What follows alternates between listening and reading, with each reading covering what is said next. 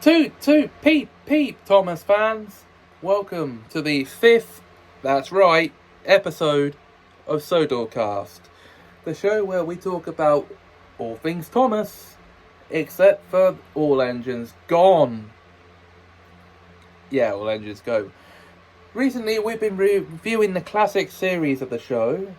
We've done Series 1, we've done Series 2, so let's move on to Series 3.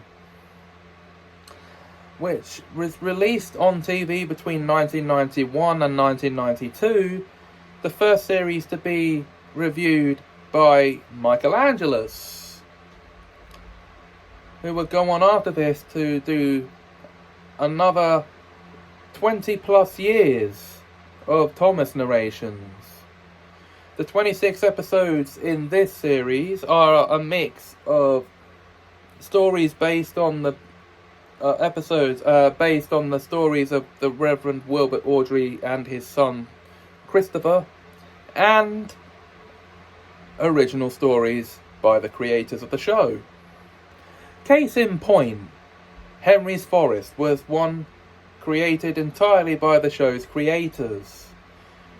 It tells the story of Henry having a special place in the forest. Now, the Reverend Wilbert Audrey, and I think rightfully so, hated this episode because of the unrealism and poor logic behind having a railway line running through a forest that would actually endanger the wildlife and the forest in general.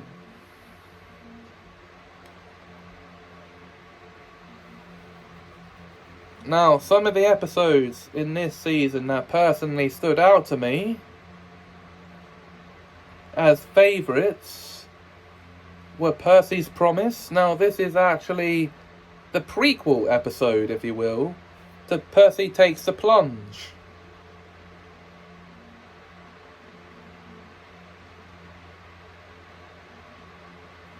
In Series 2, as these stories actually take place in the same book of the Railway series, and they're literally one story apart from each other. So why did they air a series apart on TV? And why did in Percy Takes a Plunge did they reference this episode when it hadn't aired yet? They predicted the future! No, they didn't, no. Okay. It just struck me as odd that they would reference a past story even though it was a future episode.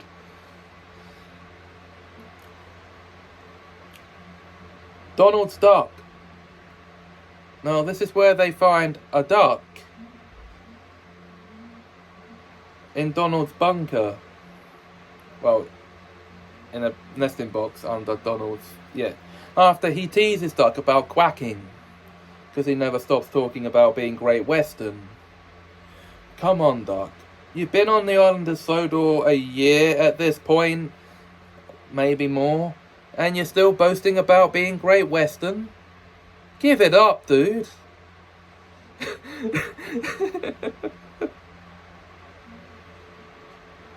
You're not better than every engine on the island because you're Great Western. Okay, now, Save from Scrap, which introduces Oliver, another Great Western engine who's not stuck up like Duck is, as Douglas goes to the scrapyard and to find him and rescue him. So this introduces Oliver to the Steam Team. Now, the name Steam Team's not yet established as a name for the crew of engines at this early point in the series run. So I've just teased something that happens later on. Okay. Moving on. Bulgy. We're introduced to a rude bus, a double-decker bus in this episode, named Bulgy, who actually hates railways and wants to see them ripped up. only to then get his own comeuppance by getting stuck under a tunnel.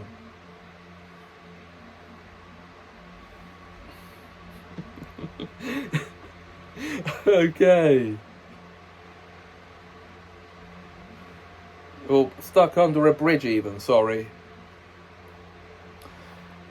And then this series also has the fan favourite Trust Thomas, in which Thomas offers to help Bertie to find the tarmac to fix the roads, after Bertie angrily proclaims you can't trust a thing that runs on rails.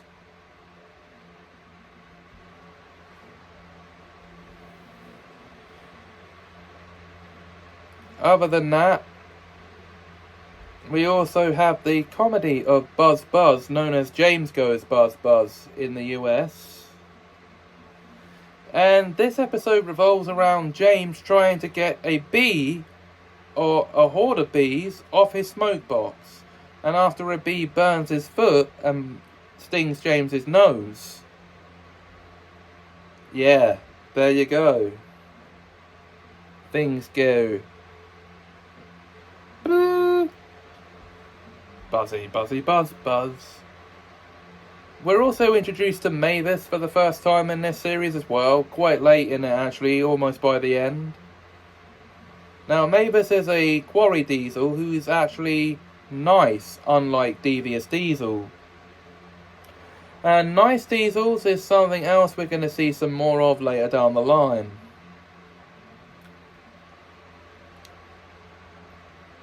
Just keep your eyes peeled for that.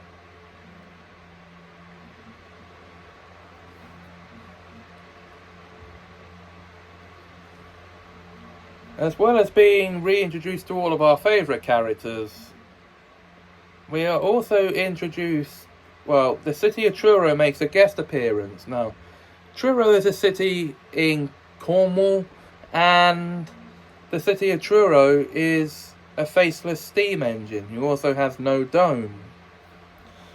And in domeless engines, that's the story in the book, titled to Gordon and a Famous Visitor in the TV series. Gordon makes it a point to say it's not proper for a steam engine not to have a dome, only to then have his dome blown off by the wind, so I guess he got his comeuppance. Yeah, there you go. Now, I'm going to stop talking about my personal highlights from this series and say all the episodes are good in their own way, and including Henry's Forest.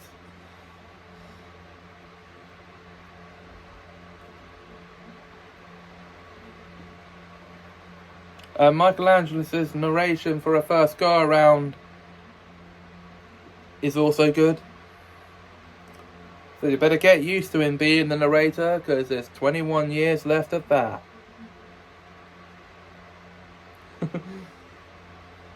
Well, at this point, 20 years left. Anyway, that is it for this episode of Sodorcast. Series 3 overall is a good series, and rightfully so deserves its place among the classic series. Next time we'll be reviewing Series 4. Until then, if you enjoyed this video, please like, comment, share and subscribe. Thanks for watching, and have us a magical time.